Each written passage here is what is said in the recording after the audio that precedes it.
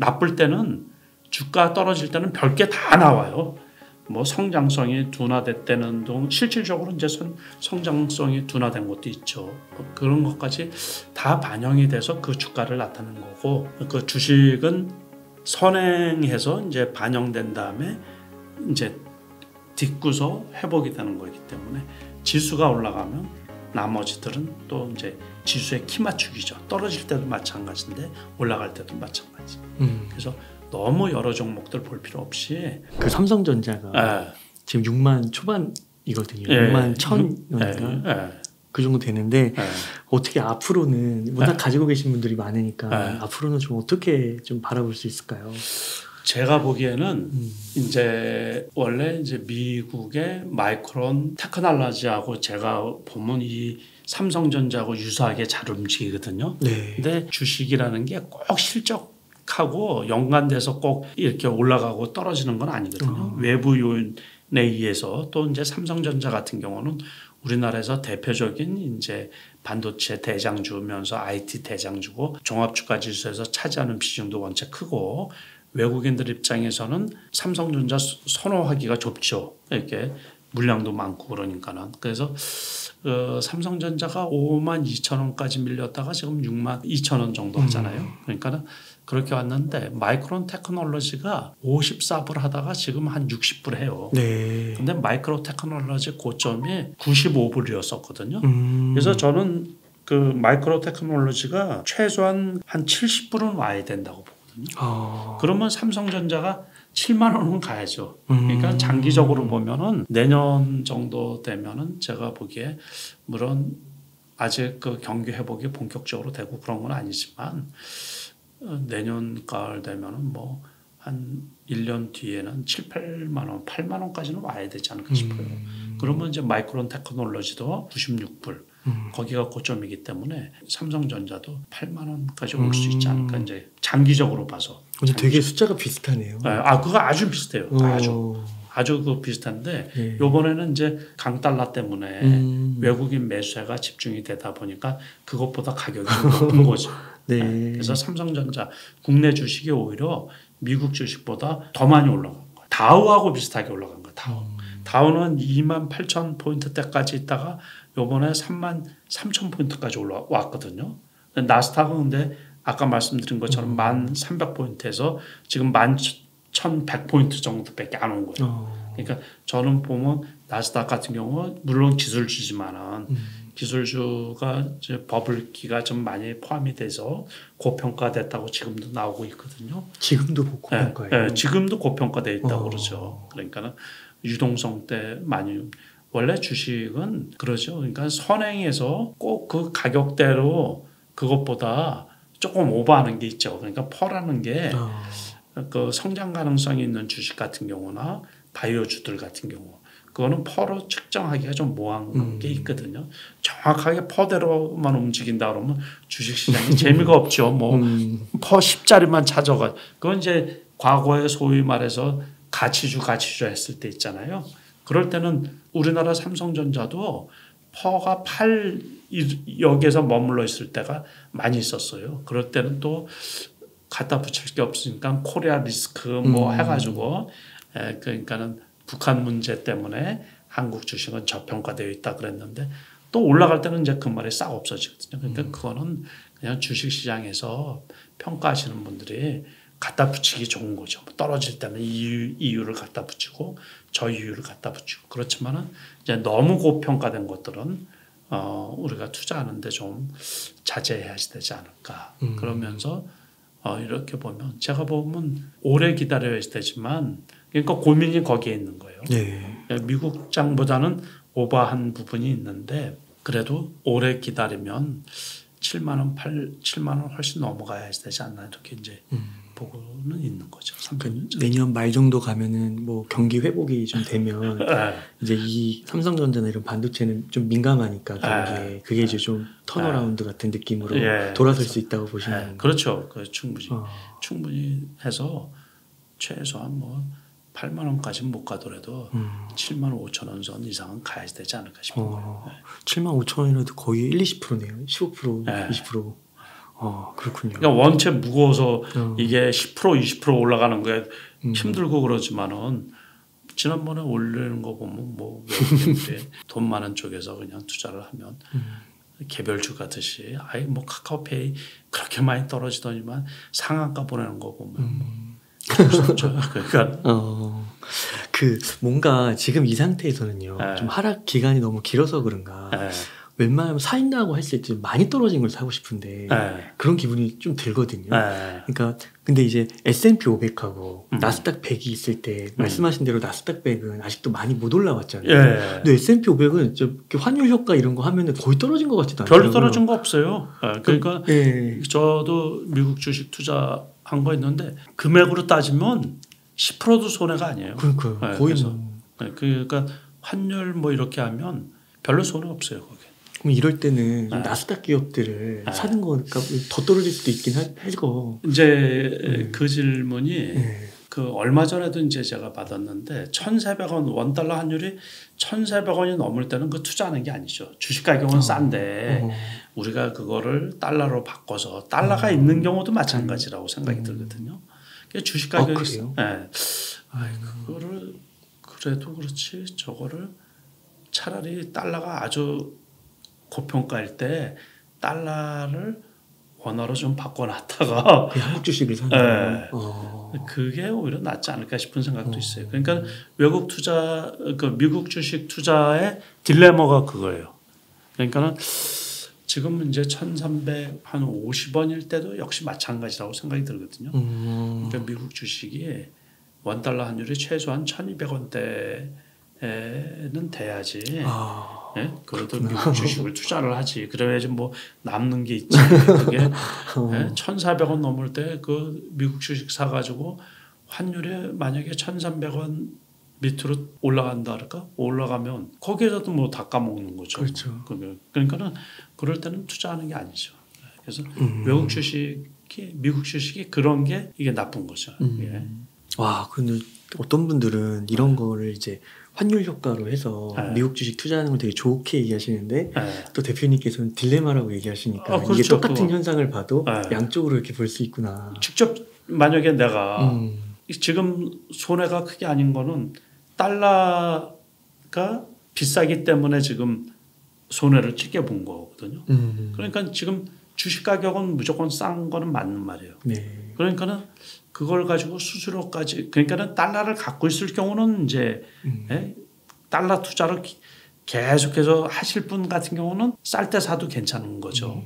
그런데 나중에 달러를 원화로 바꾼다든가 그럴 때 수수료도 많이 들어가거든요. 거기에다가 투자 수익에 대한 외국 주식은 무조건 과세가 됐잖아요. 수익률에 대한 과세. 그런 거를 할 때 저는 고민을 하거든요. 실질적으로 그 미국 주식 한 10억 원어치 이렇게 투자를 하고 있는데 그게 항상 고민인 거예요. 그러니까 그 지난해 벌었는데 세금은 이번 달 올해 내고 그럴 때 속 쓰려요. 속 되게 많이 쓰려요. 그거 그러시겠죠. 몇 천만 원씩 세금 내려고 그래봐요. 그거 안 내보신 분들은 그 말 못해요. 그렇죠. 해보신 분이 제일 잘하시는 그러니까는 그래서 그 달러는 투자할 때 좀 고민스러운 게 많이 있어요. 지금은 그냥 갖고 있는 거는 그래서 이제 투자한 게 마이너스 구간이거든요. 마이너스가 그 달러 값 상승으로 인해서 많은 건 아닌데 만약에 원 달러 환율이 계속 이제 1,200원대까지 진입을 하게 되면 주식 가격이 올라가더라도 똑같을 것 같은 생각이 드는 거예요. 그 고민스럽죠. 네. 그러면 나스닥 지수도요. 좀 바닥이 나왔다고는 볼 수 있을까요? 바닥이라고 봐요. 그러니까 거기 1,500, 1,300에서 지금 계속해서 지지하고 있거든요. 항상. 그래서 지난번부터 고민했던 거예요. 제가 그 고민을 6개월 정도부터 나스닥이 만을 깰까 안 깰까. 나스닥 종합주가지수가 그거를 계속 고민을 했거든요. 나스닥 고점이 지금 16,000포인트잖아요. 근데 절대로 저는 웬만해서 많이 안 깨진다고 봤거든요. 결국에 안 깨지더라고요, 지금. 그러니까 어떤 분들은 미국의 전문가들 소위 말해서 그 사람들이 S&P 500 지수가 3,200포인트까지 떨어진다 그랬거든요. 그래서 근데 나스닥하고 이렇게 견져보면 죽었다 깨어나도 거기까지는 안 떨어질 것 같더라고요. 그러니까 결국에 이번에도 한 3,500포인트까지 떨어졌나요? 그러더니만 뭐 크게 떨어진 것도 없죠. 네. 그래서 이제 크게 봐서는 나스닥은 바닥을 찍은 것 같고 웬만한 악재가 다 노출돼서 근데 이제 종목으로 들어가서 할 때는 역시 쉽지 않은 장이라 그런 얘기예요. 아, 종목으로 들어가서. 네. 지수로 봐서는 이제 바닥인 것 같고. 올라올 거는 벌써 외국인들이 사가지고 다 올린 거고. 그러니까 삼성전자도 최근 좀 급등을 해서. 근데 만약에 지금 이제 투자를 한다고 한다면 좀 길게 보고 내년 뭐 말쳐서 그렇게 보고 투자하면 괜찮다 그런 얘기죠. 그러면요 대표님 네이버 카카오도 좀 여쭤보겠습니다. 너무 많이 떨어져가지고 많이 올라오긴 했지만 진짜 70%까지도 빠질지는 아무도 몰랐을 것 같은데 우선은 이렇게까지 많이 빠지실 거라고 예상은 하셨나요? 못했죠. 저도 저 보초로 세워놓은 주식들이 있거든요. 네이버가 지금 이제 그 보초로 세워놓은 거는 지금 마이너스 50%? 지금 마이너스 50%예요. 네. 조금 올라와서. 근데 그래프상으로 보면 지금 다 돌았어요. 다 바닥 따지고서 그래프가 그 역배열로 완전히 급락을 하다가 이제 5일선이 올라탄 거거든요. 11선. 그래서 이평선이 모아지고 있는 거예요. 그러니까는 다시 말해서 삼성전자 같은 경우는 골든 크로스가 발생을 해가지고 61선까지 완전히 뒤집어져서 뚫고 올라간 형국이고 그래서 삼성전자 같은 경우는 만약에 다른 악재가 생겨서 만약에 떨어진다고 하더라도 6만 원을 다시 깨고 내려가지는 않을 것 같아요. 제가 보기에 6만 원 선까지는 올 수가 있는데 그래서 네이버 카카오 같은 경우는 다 다른 것도 마찬가지예요. NC소프트라든가 뭐 크래프톤 그 게임주들도 다 바닥을 다진 거예요. 그래서 지수가 앞으로는 많이는 안 떨어진다는 얘기예요. 추가 하락이 있더라도 그래서 거의 제가 보기에 이제 거기서 맴 이제 하고서 지금 그래서 그래프상으로는 좋은 그래프 종목이 너무 많아요. 개별주들도 전부 다 이렇게 이제 바닥 따지고서 슬금슬금 올라오는 거거든요. 그러니까는 커다란 악재 개별 종목 거기서 더 이상 뭐 이렇게 나쁘고 그런 건 없어요. 그러니까 거기에서 이렇게 조금씩 하락할 때 매수하면 되지 않을까 싶은 거예요. 전체적으로 네이버 카카오 쪽도 마찬가지고 카카오페이 같은 경우도 그렇고 뭐 잘 아시다시피 이번에 한국은행에서 이제 제시한 그거를 잘 했다고 해가지고 금요일 날에 이제 상한가 친 거거든요. 금요일 날에 카카오페이가 디지털 화폐 2차 사업을 완수했다 그랬거든요. CBDC 그랬다고 해가지고서 이제 그 뉴스 때문에 이제 상한가 갔던 건데 그러니까는 실적이 뭐 더 나빠질 게 뭐가 있겠어요. 그래서 아마 이제 너무 급격하게 이격이 발생했으면 소폭 조정이 있을 수 있죠. 근데 이럴 때 이제 사놓으면 또 이제 뚫고 올라갈 수가 있죠. 그러니까 대표적으로 SK 아이테크 아시죠? 네. 그게 지난주에 실적이 적자로 나와가지고 3분기 실적이 그래서 5만 5천 원까지 밀렸었거든요. 근데 그 사이에 10,000원이 올랐어요. 10,000원. 10,000원이면 20% 가까이 올라간 거죠. 제가 투자를 하는 사람이기 때문에 웬만한 종목을 다 잘 알고 있거든요. 직접 투자를 하는 사람. 그렇게 악재가 나왔을 때. 그러니까 SK 아이테크 같은 경우도 상당히 많이 떨어졌었어요. 그래서 5만 원까지 떨어졌다가 그거 10만 원도 넘던 그것도 고점 대비해서는 50% 이상 떨어졌던 거죠. 상장되고서. 그러니까 뭐 실적이 수반이 안 되니까는 이제 그랬는데 그런 경우도 바닥을 다지고서 이제 꼬리를 폴대를 하나 세웠다가 이제 재차 그 악재가 나오니까 막 10%씩 이렇게 왔다 갔다 해요. 그러더니만 오늘 보니까는 그때 악재 나온 날 대비해 가지고 거의 10,000원 정도 올라갔더라고요. 그럼 되게 크게 올라간 거거든요. 네, 그래서 그런 거 2,000주 갖고 있으면 2,000만 원이에요. 네.